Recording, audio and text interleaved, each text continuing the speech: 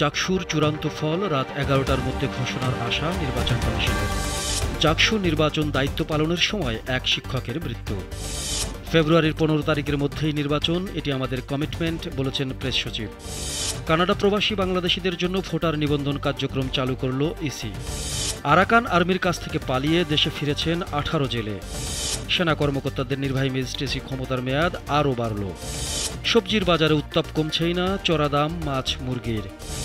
রাশিয়ার বন্দরে ড্রোন হামলা, জাহাজে আগুন। ফিলিস্তিন নামে কোনো রাষ্ট্র থাকবে না, প্রতিজ্ঞা নেতানিয়াহুর। ওয়ানডে বিশ্বকাপে সব ম্যাচে নারী আম্পায়ার। জাহাঙ্গীরনগর বিশ্ববিদ্যালয় কেন্দ্রীয় ছাত্র সংসদ জাকসু নির্বাচনের ভোট গণনা এখনও চলছে। গত বৃহস্পতিবার সকাল ৯টা থেকে বিকাল ৫টা পর্যন্ত বিশ্ববিদ্যালয়ের ২১টি কেন্দ্রে ভোট গ্রহণ অনুষ্ঠিত হয়।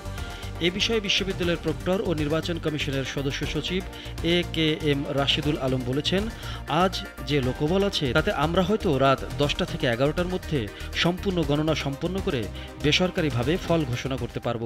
জাহাঙ্গীরনগর বিশ্ববিদ্যালয়ে জাকসু নির্বাচনে দায়িত্ব পালনের সময় এক শিক্ষকের মৃত্যু হয়েছে।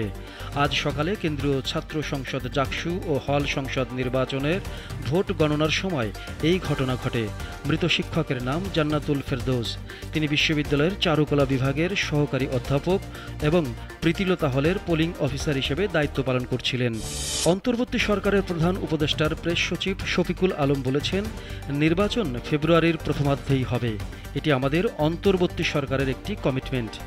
মাগুরার শ্রীপুরে মুসলিম নবজাগরণের কবি ফররুখ আহমেদের পৈতৃক ভিটা পরিদর্শন শেষে সাংবাদিকদের প্রশ্নের জবাবে শফিকুল আলম বলেন, অন্তর্বর্তী সরকার ফেব্রুয়ারির প্রথমার্ধেই নির্বাচন আয়োজনের ব্যাপারে অঙ্গীকারাবদ্ধ। তিনি আরও বলেন, নির্বাচন বানচালের চেষ্টা ব্যর্থ হবে। আগামীতে একটি সুষ্ঠু ও শান্তিপূর্ণ নির্বাচন হবে। রাজনৈতিক সব দলের সঙ্গে আলোচনা হচ্ছে, আগামী নির্বাচনে সব ভোটার ভোট দেওয়ার সুযোগ পাবেন। কানাডায় বসবাসরত প্রবাসী বাংলাদেশিদের ভোটার নিবন্ধন ও স্মার্ট জাতীয় পরিচয়পত্র NID সেবার কার্যক্রম আনুষ্ঠানিকভাবে চালু করেছে নির্বাচন কমিশন। দেশের গণতান্ত্রিক প্রক্রিয়ায় প্রবাসী বাংলাদেশিদের অন্তর্ভুক্ত করার ক্ষেত্রে এটি একটি বড় পদক্ষেপ। প্রধান নির্বাচন commissioner CEC AMM Nasir Uddin গতকাল বৃহস্পতিবার কানাডায় অটোয়ায় বাংলাদেশ হাইকমিশনে আয়োজিত অনুষ্ঠানে এই সেবার উদ্বোধন করেন। কক্সবাজারের সেন্ট মার্টিন দ্বীপের অদূরে সাগরে মাছ ধরার সময় আরাকান আর্মির ধরে নিয়ে যাওয়া 18 জেলে দেশে ফিরেছেন। আরাকান আর্মির কাছ থেকে কৌশলে একটি ট্রলার সহ পালিয়ে এসেছেন বলে দাবি ওই জেলেদের। গতকাল বৃহস্পতিবার রাতে তাদের পরিবারের কাছে হস্তান্তর করেছে পুলিশ। এর আগে গত মঙ্গলবার থেকে এই জেলেরা নিখোঁজ ছিলেন। সেনাবাহিনীর কমিশনপ্রাপ্ত কর্মকর্তাদের নির্বাহী ম্যাজিস্ট্রেসি ক্ষমতার মেয়াদ আরও 60 দিন বাড়িয়েছে অন্তর্বর্তীকালীন সরকার। জনপ্রশাসন মন্ত্রণালয় গত 11 সেপ্টেম্বর বৃহস্পতিবার এক প্রজ্ঞাপনে এই তথ্য জানিয়েছে। প্রজ্ঞাপনে বলা হয়েছে, বাংলাদেশ সশস্ত্র বাহিনীতে কর্মরত সেনাবাহিনীর ক্যাপ্টেন ও তদূর্ধ্ব সমপদমর্যাদার কমিশন কর্মকর্তাদের সারা বাংলাদেশে 12 সেপ্টেম্বর থেকে 60 দিনের জন্য বিশেষ নির্বাহী ম্যাজিস্ট্রেটের ক্ষমতা অর্পণ করা হলো। সবজির বাজারে উত্তাপ কোনোভাবেই কমছেই না। আলু ও পেঁপে ছাড়া প্রায় সব সবজি আগের মতো বাড়তি দামেই বিক্রি হচ্ছে। এছাড়া চাল, মুরগি ও মাছের চড়া দামে ক্রেতাদের নাভিশ্বাস।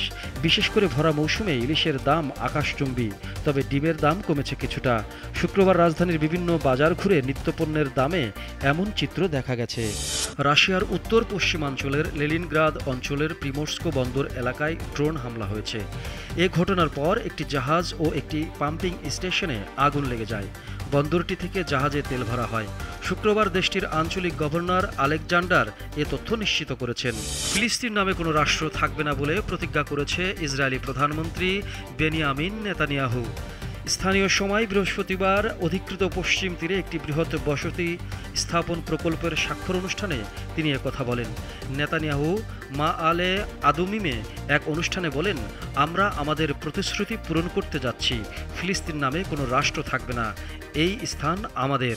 চলতি মাসেই ভারত ও শ্রীলঙ্কায় শুরু হতে যাওয়া নারী ওয়ানডে বিশ্বকাপের সব ম্যাচেই পরিচালনা করবেন নারী আম্পায়ার ও নারী ম্যাচ রেফারিরা। বৃহস্পতিবার বিশ্ব ক্রিকেটের নিয়ন্ত্রক সংস্থা ইন্টারন্যাশনাল ক্রিকেট কাউন্সিল ICC নারী বিশ্বকাপ ম্যাচ অফিসিয়ালদের তালিকা প্রকাশ করেছে। সেখানে 14 জনের আম্পায়ারের তালিকায় বাংলাদেশের নারী আম্পায়ার সাথীরা জাকি জেসিও আছেন। এর আগে অনূর্ধ্ব 19 নারী T20 বিশ্বকাপে আম্পায়ারের দায়িত্ব পালন করেছেন জেসি।